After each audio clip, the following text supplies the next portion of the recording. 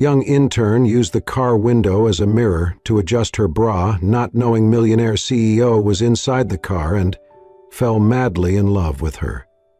The sun had barely risen over the city skyline, casting a golden hue across the high-rises and glinting off glass windows.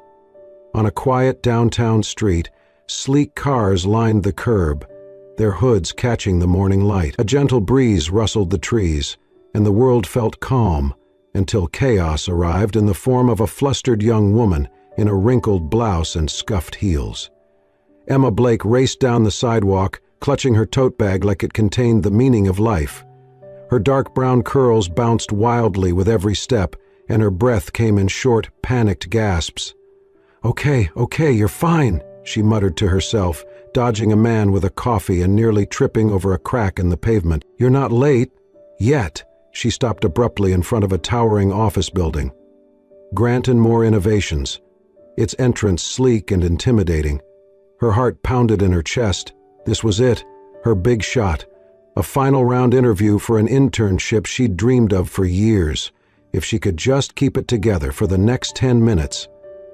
Emma glanced around for a reflective surface, something, anything, to fix herself. Her hand flew up to her chest, adjusting the clasp of her bra that had shifted uncomfortably beneath her blouse during her sprint. Her hair was a mess, her collar crooked. Then she saw it. A black luxury car, parked just to her right, gleaming, tinted, perfectly still. Emma rushed to it and leaned close, using the dark window as a makeshift mirror. "Okay," she whispered, adjusting the bra strap again and tugging it into place beneath her blouse. "Calm down. You got this. Just don't say anything stupid. Don't sweat, and whatever you do not mention your cat." She combed her fingers through her hair, fluffed the back, tilted her head side to side. Satisfied, she gave herself a firm nod of approval. And then the window rolled down. A soft mechanical whir broke the silence, and Emma's heart stopped. Behind the glass was a man, in a dark tailored suit, holding a coffee, looking right at her. She jumped back so fast she nearly stumbled into the street. The man arched one brow slightly. His voice, when it came, was calm, deep, and laced with amusement. "I think you should know," he said. "Your mirror has someone sitting behind it." Emma's mouth opened, closed, opened again. "Oh my God, I am so sorry," she stammered. I didn't know. I thought it looked like... Oh no."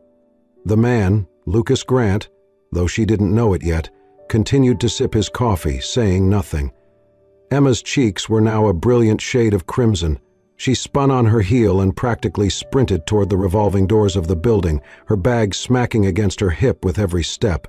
She didn't stop until she was inside the lobby, gasping for breath and mentally screaming at herself. "I just adjusted my bra in front of a stranger. A hot stranger. In a very expensive car." She ducked behind a marble column and buried her face in her hands. Unbeknownst to her, the man in the car was still watching, amused, intrigued, and very much aware that the girl who had just flailed her way into his building was about to change his life. The elevator doors slid shut with a quiet ding, and Emma leaned against the cool metal wall, trying to catch her breath. Her heart was still racing, not just from the sprint across the lobby, but from the utter embarrassment of what had just happened outside. She rubbed her temples. Get it together, Blake. This was too important. She couldn't let one mortifying moment ruin everything she'd worked for. She glanced down at the ID badge clipped to her blouse, freshly printed with her name. Emma Blake, internship candidate. Just a name. One of many. Nothing special. At least, that's how she'd felt for most of her life. Emma had grown up in a small town where everyone knew everyone, and where anyone who looked even slightly different was quickly reminded of it. She'd always been on the curvier side, with wild frizzy hair and a book permanently glued to her hand. That combination had made her an easy target throughout school. She could still hear the whispers in the hallways. Too loud, too weird, too much. Those voices had stayed with her, even as she pushed herself through college on scholarships, part-time jobs, and sheer determination. She'd majored in marketing, not just because she was good at it, but because she genuinely loved stories, the art of connection, the psychology behind what made people feel something. But even with her degree, even with glowing recommendations from professors, Emma still struggled to believe she belonged in a place like this. Grant & Moore Innovations wasn't just any company. It was one of the fastest-growing firms in the city, known for its revolutionary campaigns and bold brand strategies. Emma had followed them for years, watched interviews, read every press release, and even wrote her final thesis based on one of their viral case studies. And the CEO?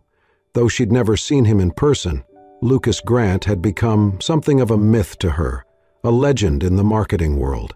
He rarely gave interviews, never attended flashy galas, and had zero online presence, aside from business announcements. But his leadership was known, sharp, creative, and quietly brilliant. He was said to be intense, demanding, but fair, a visionary. Emma had once read a quote attributed to him from a speech he gave at a university she could never afford to attend. "Don't market to sell, market to move people." She'd written it down, taped it to her laptop. Let it fuel her every late-night study session and underpaid internship. That's why she applied here. Why she'd put everything on the line for this one chance. To be seen. To prove, mostly to herself, that she could belong in the rooms she dreamed of. She didn't know that the man she had just practically flashed her bra to outside was that man. Didn't know that the amused, unreadable stranger in the black car was Lucas Grant himself, and she certainly didn't know that in those few chaotic seconds of adjusting her blouse and nervously talking to herself, she had made an impression that would stick with him far longer than either of them could imagine. The elevator chimed again. Emma straightened her posture, smoothed her blouse, and forced herself to breathe. This was it. Time to walk into the room like she belonged there. Even if her cheeks were still flushed pink, even if her heart was pounding in her chest. She didn't know what waited on the other side of those doors, but she knew one thing for sure. She wasn't going to let anyone or her own fear define her. Not today. Not ever again. Lucas Grant had a reputation. In the business world, he was a name people didn't say lightly. Young, devastatingly brilliant, and impossibly composed, Lucas had built his empire faster than most men even defined their purpose. Every decision he made was sharp, strategic, and executed with the kind of precision that left no room for error or emotion. He was respected, admired, even feared a little. And yet, as he sat at the head of the long, glass-walled conference room, reviewing the intern intake files forwarded by HR, something strange happened. His scrolling stopped. File, Emma Blake, marketing intern. Age, 23, recent graduate. Top 3% of her class. Strong writing portfolio. Recommended by 2 senior professors. Attached was a photo, and just like that, the image from the morning before, the wild-haired girl leaning against the window of his car, fumbling with her blouse, whispering to herself in a panicked monologue, flashed vividly in his mind. Lucas blinked. No way. He clicked on the photo, enlarging it. The same eyes, the same unfiltered, anxious spark.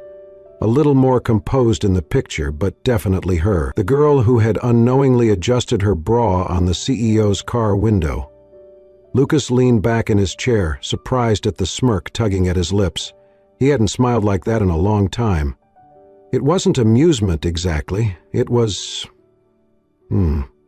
curiosity. He'd met hundreds of interns, thousands of employees, and none of them had made him pause like this, certainly not before ever speaking a word. He closed the file slowly, shaking his head. This was going to be interesting. Emma sat at the very end of the long, polished glass meeting table, her notebook open in front of her, pen clenched in her fingers like a lifeline. She had chosen the last seat on purpose, safe, quiet, unnoticeable. Her heart was already beating faster than it should, and the coffee she'd nervously gulped earlier wasn't helping. Around her, the main marketing team had begun to settle in. Whispers, muted laughter, the soft tapping of thumbs on phones. She caught snippets of conversation about campaigns, numbers, clients she didn't recognize. It all sounded important and overwhelming. She'd been told this meeting was a routine weekly check-in with department heads, maybe even a senior VP or two, but she wasn't prepared for him. The door opened with a soft whoosh, and something in the air shifted immediately. The atmosphere snapped from casual to alert. Chairs were adjusted, phones were tucked away, conversations died mid-sentence. Emma glanced up, and her world tilted. There he was, the man from the car, the man she had, God help her, used as a mirror. The man whose window she had leaned into, babbled in front of, and then fled like her shoes were on fire. Except now, he wasn't just a handsome stranger behind glass. He was walking into the room with effortless confidence, a navy blue suit hugging his tall frame like it was tailored by angels. A silver watch glinted on his wrist. Understated, refined, absurdly expensive. His expression was calm, unreadable. His presence sucked the air right out of the room. And then he sat, at the head of the table. Emma's stomach dropped straight into her shoes. No way. He was Lucas Grant. The Lucas Grant. The man whose marketing genius she'd admired for years, whose speeches she'd quoted in her thesis, whose career she'd quietly, obsessively followed. And now he was sitting 5 chairs away, turning pages on a folder like the room didn't feel like it was spinning. Her mind flashed with every memory, every article, every grainy photo, every award. She thought she'd imagined his face in person, but seeing him now, so close, was completely disarming. And then he looked at her, not glanced, looked directly, unmistakably. Their eyes locked for one full, suspended heartbeat, and then, impossibly, he smiled. Just a hint, a ghost of amusement, the faintest tug of one corner of his mouth. But it was real. Her breath caught. Her lungs refused to work. She yanked her gaze down to her notebook as heat flooded her cheeks. She didn't even know what page she was on. He said nothing, made no gesture, no acknowledgement beyond that single look, and yet it was enough. Emma sat frozen as the meeting began, her pen idle. The voices around her faded into white noise. All she could think was, the CEO saw me. The CEO remembered me. The CEO smiled at me. She didn't know what it meant, didn't dare imagine, didn't let her heart hope. But somewhere, buried deep under years of doubt and invisibility, something inside her stirred. Something said, maybe, just maybe, I matter. Emma tried her best to stay invisible. After that first jarring meeting, the one where her past embarrassment collided with the staggering truth that the man behind the tinted car window was Lucas Grant, she made a silent promise to herself. No more mistakes, no more eye contact, no more unnecessary attention. She shrank into the shadows of spreadsheets, buried herself in campaign briefs, and made sure she was always early, quiet, and utterly forgettable. She figured it was the only way to survive the internship. The building buzzed with ambition, and she had seen enough office politics to know that standing out could be a double-edged sword, especially when the CEO had once seen her fixing her bra in his car window. But Lucas had other ideas. It started subtly, small things, things no one else seemed to notice. At first, Emma was assigned basic intern tasks, note-taking, filing, running down for coffees. She welcomed the routine. But one Monday afternoon, as she finished reviewing a stack of market trend data for a junior analyst, her email pinged. Subject: Executive Floor Appointment, CEO Review. Emma Blake, please report to the executive floor at 2 p.m. CEO would like a brief overview of your market analysis draft. Executive Admin. Emma stared at the screen like it might bite her. Her heart did a full somersault. The CEO wanted her report, directly. She arrived at the executive floor, trembling inside. The silence up there was different, thick, elegant, like the air was richer and the stakes were higher. She held her folder like armor as she stepped into Lucas's office. He looked up from his screen, then gestured toward the chair across from him without saying a word. "Emma," he said, as if her name tasted familiar, "I've heard your analysis stirred some interest downstairs." she blinked. I just shared a few thoughts, really. It wasn't anything special. I read it, he said, tapping the folder she'd submitted. It was concise, fresh, thoughtful. I like that. Her face flushed. Thank you, sir. He didn't smile, not fully, but there was something in his eyes, a flicker, amusement, interest. She couldn't place it, but it made her heart beat like a snare drum. Let me know when you begin developing it further, he added. I'd like you to report your progress directly to me. She almost dropped the folder. From that moment on, the pattern continued. Lucas passed by her desk more often than coincidence could explain.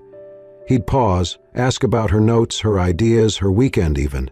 At first her colleagues teased her, then they grew quiet, watchful. A few stares, a few whispers. He asked her questions in meetings, quick subtle ones that made her blink before answering, feeling the heat crawl up her neck as the entire room turned to hear what she had to say. One afternoon, in a hallway crowded with interns and staff, he dropped a pen. They both reached down. Their fingers touched.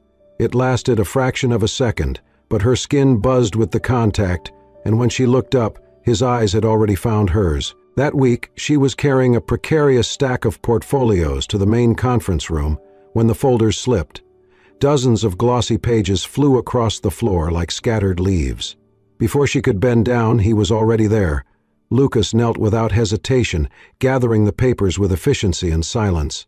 Their hands brushed again. She swallowed hard. Thanks, she whispered. You always carry the weight of the team? He asked, voice low, eyes unreadable. Emma flushed, not sure if it was a compliment or a subtle warning, but he smiled faintly before standing and handing her the last folder. And then came the moment that changed everything. It was late on a Friday. The office was nearly empty. Emma had stayed behind to finish a pitch deck. As she walked toward the elevators, she passed a side room with the door ajar. Inside, she heard laughter, Rachel and Jason, two other interns, their voices low, mocking. She's only getting attention because of that car window stunt, Rachel scoffed. What a joke. Jason snorted. Seriously. CEO's little charity case. Emma froze. The words sliced through her like ice water.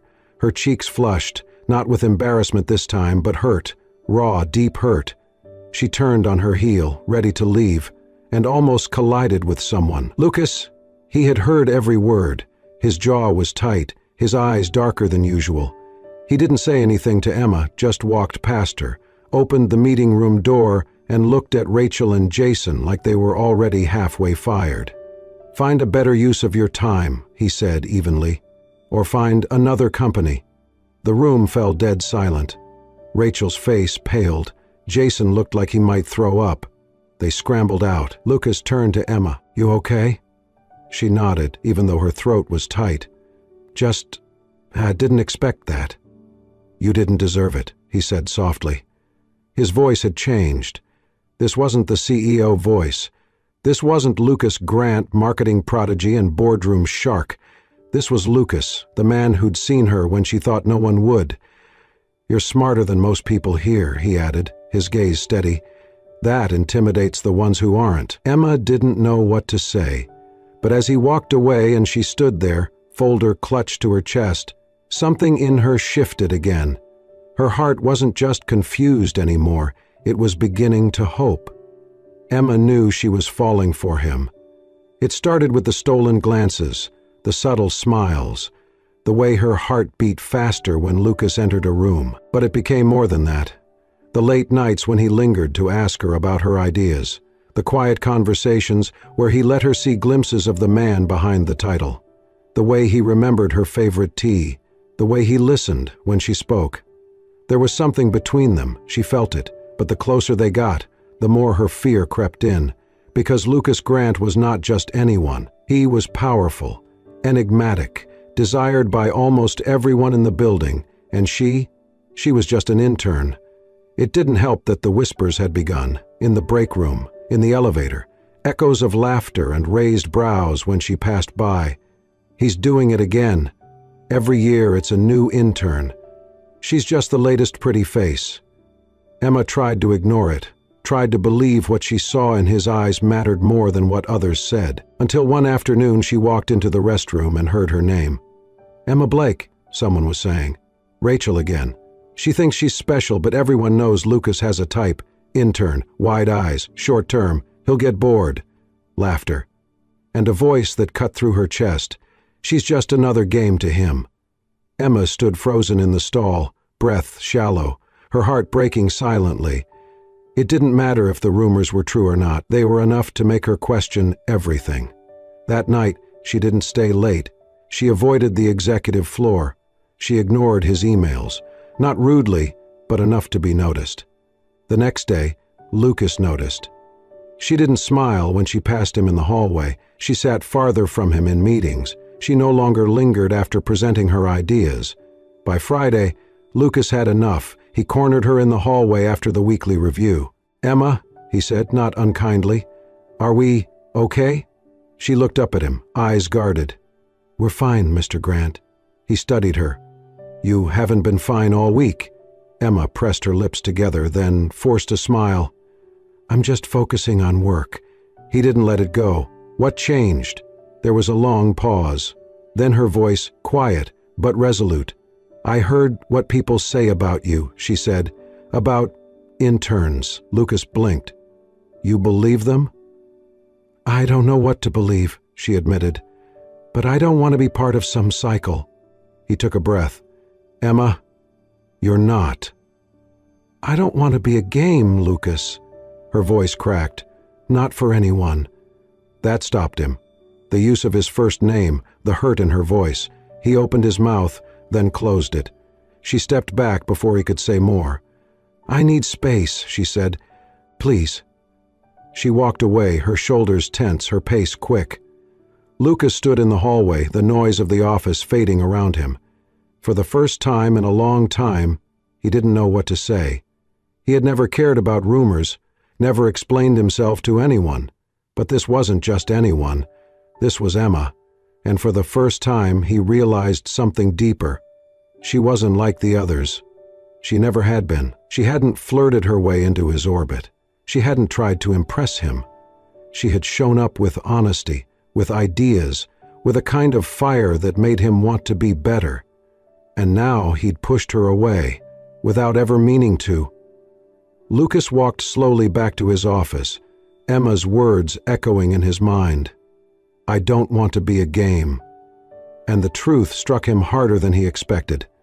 Neither did he. The city outside his penthouse window glittered in silence, 1,000 lights reflecting off glass towers like stars caught in concrete. Lucas stood alone, one hand in his pocket, the other cradling a glass of untouched scotch. The ice had melted long ago, but he hadn't noticed. He rarely came home before midnight. Work was easier than silence, but tonight silence was all he had, and the echo of Emma's voice in his head, "I don't want to be a game." He hadn't meant to hurt her. In fact, she was the only thing in years that had made him feel anything real. But her words had struck deep, not because they were unfair, but because they were true. He'd been closed off for too long. His mind wandered, unwillingly, to the woman who had made him that way. Sophie, his first love, his biggest mistake. Years ago, when he was still building the company from scratch, Sophie had been there. She was brilliant, magnetic, and made him feel like he could conquer the world with her by his side. They had built everything together: dreams, campaigns, the foundation of what became Grant and More. Until the day he discovered she had sold confidential client strategies to a rival firm. It wasn't just betrayal, it was calculated, cold. He had trusted her with everything: his company, his heart, his future, and she had cashed it all in for personal gain.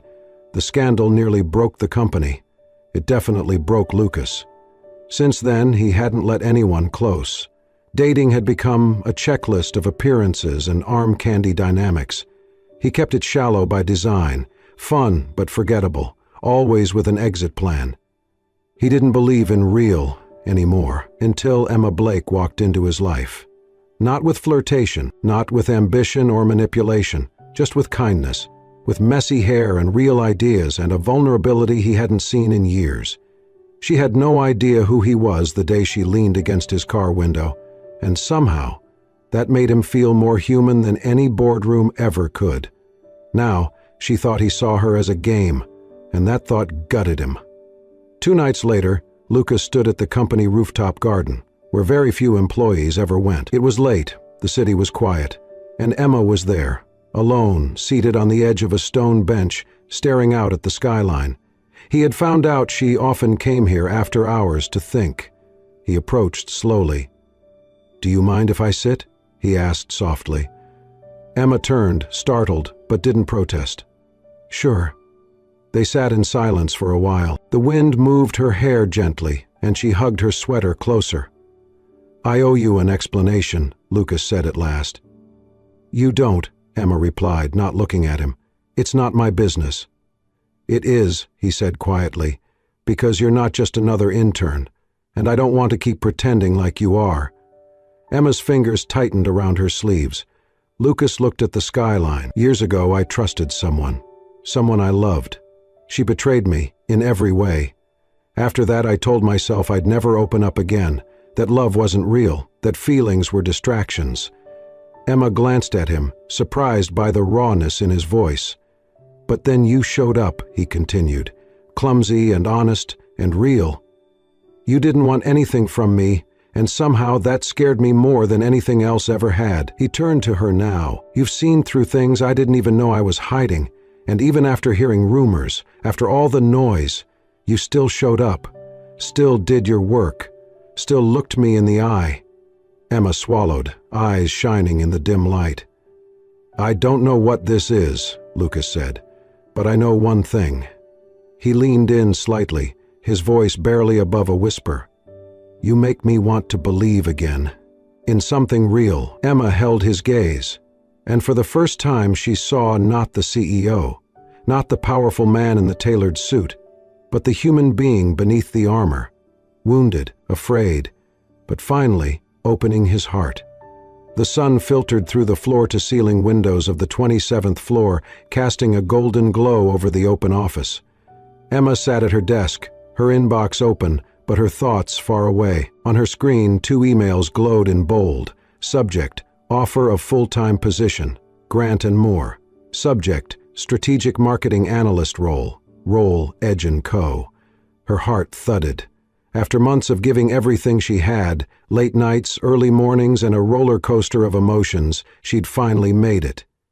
HR had officially offered her a full-time position, a dream job, working for one of the most respected marketing firms in the country. But then came Edge & Co., a rising, innovative agency in San Francisco that had seen her project pitch online and offered her a lucrative contract, almost double what Grant and Moore could provide.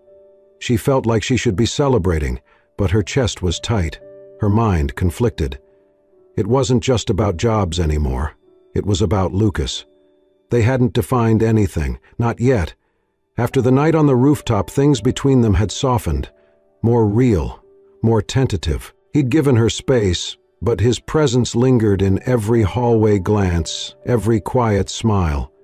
There was a magnetism between them that neither dared name, but both felt deeply. And now she was standing at the edge of something she didn't know how to navigate. That afternoon, Lucas called her to his office. He was calm, composed as always, but his eyes held something quieter, something more vulnerable. "I heard about the offer," he said, gesturing for her to sit. Emma nodded, clutching the folder in her lap. "It came in last night." He didn't ask what she would choose, didn't try to sell her on staying. Instead, he leaned back in his chair and looked at her like a man weighing every word. "I won't ask you to stay," he said, "because I don't want you here because of me." Emma blinked, surprised by the bluntness of it. "I've spent a long time building this company by keeping things simple. But you," he exhaled, "you've made simple complicated, in a good way, and I care about you too much to make this about control or convenience." Her breath hitched. "I don't keep people with promises," he continued. "I just hope you'll stay because your heart tells you this is where it belongs." She didn't answer right away. When she left his office, the city outside felt louder, sharper. 2 offers, 2 paths, One offered security, the other, something she couldn't explain. Emma sat in her tiny apartment that night, staring at her laptop. Edge & Co. had money, prestige, a chance to start fresh without whispers or rumors. But Grant and Moore had something she couldn't ignore. It had her growth, her voice, and him. But could she risk it? Could she stay in the same place where she had once felt so humiliated, so small, just because it had also become the place where she felt most seen? She closed the laptop without replying. Instead, she stared out the window, the city lights twinkling like stars caught between decisions. Her future hung in the balance, not between companies, but between fear and love. The lobby of Grant & Moore buzzed with its usual rhythm, heels clicking against marble, printers humming, voices rising and falling over team huddles. But for Emma, everything moved in slow motion. It was her last day. She had made the decision the night before, after hours of staring at her ceiling, weighing everything. Logic said, go. Her heart had remained silent, until it whispered something she couldn't ignore. She needed a clean slate, a new city, a version of herself that wasn't shaped by rumors, embarrassment, or complicated feelings for a man she could never quite define. She cleared her desk in silence, exchanging hugs and polite goodbyes. No one said much, but there was a weight in the air. People had heard. People always did. When the elevator reached the ground floor, Emma stepped out, her box of things in hand, coat over her arm. The crisp afternoon air greeted her as she exited the building, sunlight softening the edges of the city. She paused on the sidewalk just as a sleek black car pulled into the curb. That car. Her heart clenched. She hadn't seen it in weeks, hadn't allowed herself to even look for it, but there it was, gleaming, still, like it had been waiting for her. Her lips curled into a sad smile. Out of instinct more than vanity, Emma stepped closer to the window. She set her box down, leaned in, and checked her reflection. Her curls had unraveled slightly in the breeze. She fussed with them, just like she had that first mortifying morning, before she even knew who was behind the glass. She whispered under her breath, "Let this be the last stupid thing I do today."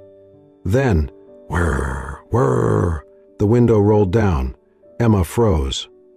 And there he was, Lucas. His expression was calm, but his eyes, those quiet, stormy eyes, shone with something deeper, something he hadn't hidden this time. "Hi," he said softly. She blinked, trying to breathe. "I wasn't expecting—" "I know," he said. "That's kind of my thing." There was a beat of silence, then he smiled, gently, honestly. This time, he said, "I lowered the window to ask for something." Emma's lips parted. "A chance," he added, "to start over. But the real way, no titles, no rumors, just you and me." And the truth. Her eyes stung instantly. Lucas stepped out of the car, walked around, and stood in front of her. For the first time, he looked uncertain, hopeful but afraid. "I've done a lot of things right in business," he said, "but when it comes to you, I've hesitated too long." Emma wiped at her eyes, laughing through the tears. "God, you're lucky I'm a sucker for dramatic timing," he chuckled. "Is that a yes?" She didn't answer. She stepped forward and let her forehead rest against his chest, and in that moment all the noise, of fear, of doubt, of expectations, finally quieted. Lucas wrapped his arms around her, pressing a soft, reverent kiss to her forehead.